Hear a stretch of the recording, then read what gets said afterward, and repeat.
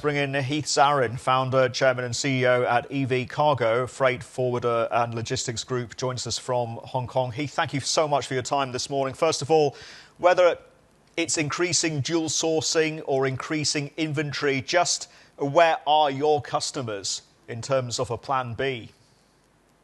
Thank you, Sri. Thank you, Martin. It's a pleasure to be here this morning. You're exactly right. The unjustified invasion by Russia into Ukraine has exacerbated global supply chain challenges that were already present. At EV Cargo, we're working with our customers on a number of different measures to enhance supply chain resilience. These at the top of the list are three key things: increased dual sourcing, increased safety stock, and increased visibility and predictive analytics. What that means more specifically is making sure that you're sourcing your goods or your key raw materials from multiple countries of origin so that you have the ability to deal with unexpected disruptions that may come. So that's increased dual sourcing. Increased safety stock means carrying higher levels of inventory, either for key components or for finished goods, that will then enable you to continue to operate with the flow of goods. And finally, having clear visibility on where your goods are, where your supply chain is at all times, as well as the ability to predict the impact of unforeseen factors, is more critical than ever. What's your take, Heath, on where we go in terms of the pricing environment in your industry? How does this impact everything from freight rates to container costs, ultimately margins, insurance as well? And do the big names like MSC and Maersk have the capacity and the scale to absorb this? Well, if you think about what's causing the current disruption or supply chain constraints on a global basis, you had increased demand coming out of the initial slowdowns in COVID. That has exacerbated imbalances in available capacity for end-to-end ocean freight logistics. And the industry is still working to reposition equipment where necessary and to bring online additional ocean freight capacity in key areas. It's our expectation that this will take at least the next 2 years to continue to work its way through. It's not enough just to increase the size of the global container vessel fleet. It's also important to increase critical port infrastructure, to increase inland logistics, meeting the connection between ocean, intermodal, road, and rail, as well as to increase trained available labor and workforce.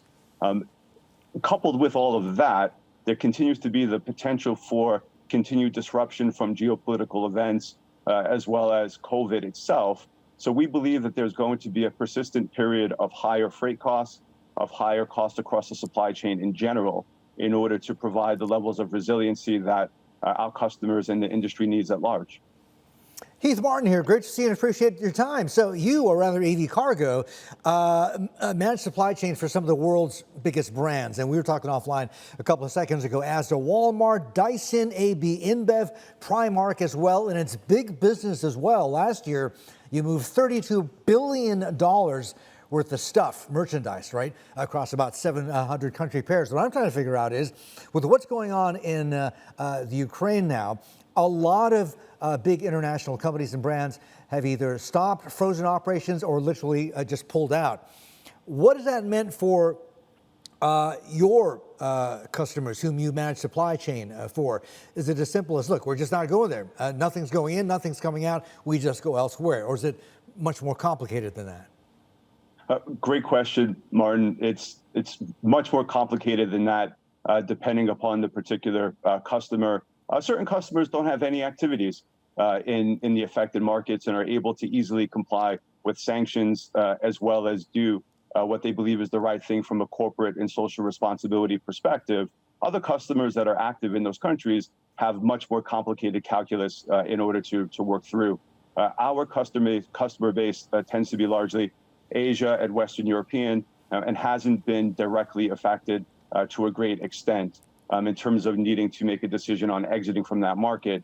There is disruption in terms of how does supply chains that would move through, for example, over rail or land through affected countries, have to make changes around that.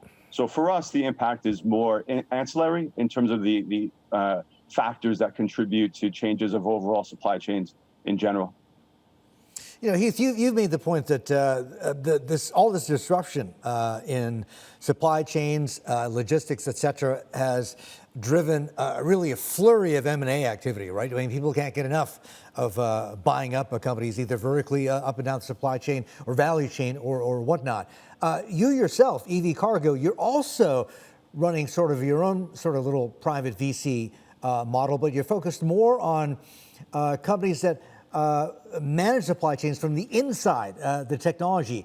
I mean, without giving too much away, what do you have your radar on? What kinds of companies and what sorts of niches in your portfolio are you looking to fill through acquisitions? Sure. Thank you, Martin. At EV Cargo, we're focused on managing supply chains for the world's leading brands. That covers the flow of goods, data, and funds. And so similar to other private equity-backed or even corporate acquirers, we make traditional M&A, and we just announced an exciting acquisition yesterday of a European freight forwarder named Fast Forward Freight. And so we pursue that traditional, more conventional model. At the same time, we run an internal VC model seeking to lead the digitalization of the industry from the inside out. And so we're very focused on investments in data analytics that will help us to really get ahead of the curve in managing the flow of data and be predictive in terms of how that can help us to deliver innovative and sustainable supply chain solutions to our customers. Heath, operationally, just as a final question, do you worry that in this current environment, vessels are going to be impounded? If they are found to be violating sanctions, force majeure is going to be invoked if shippers cannot fulfill their contractual obligations, and is this only going to compound the supply chain issues? I think some of the lessons of the last few years, and in particular at EV Cargo, is to expect the unexpected and to run significant business continuity and scenario analyses. Everything that you just mentioned, those are examples that we're running scenario analysis on at the moment and preparing contingencies for. The global supply chain industry is incredibly important to the global economy, enabling trade, and we play an indispensable role. The industry has responded incredibly well to challenges of the last few years, and those challenges are only increasing and heightening. But the industry is full of great people that are very much focused on making sure that goods and data continues to flow regardless of what X factors may be thrown at us. All right, Heath, listen, great to talk to you. Appreciate the time. You keep safe, and we'll do it again very soon. I hope. Heath Zarin, their founder, chairman, also CEO of EV Cargo, joining us live up in Hong Kong.